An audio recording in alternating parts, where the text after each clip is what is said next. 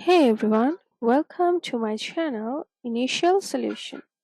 In this tutorial, I'm going to show you how to find average in Excel.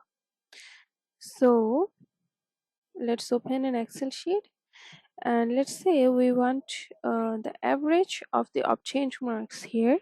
So for that, we'll put a formula which is equals to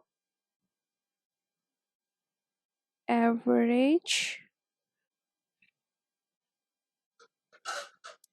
open parenthesis and then select the cells you want to have average from and closing parenthesis.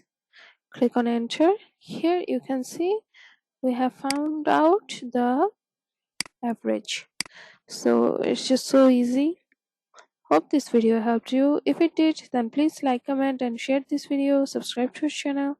Don't forget to press the bell icon to get more useful videos like this. Thanks so much for watching, guys. Bye.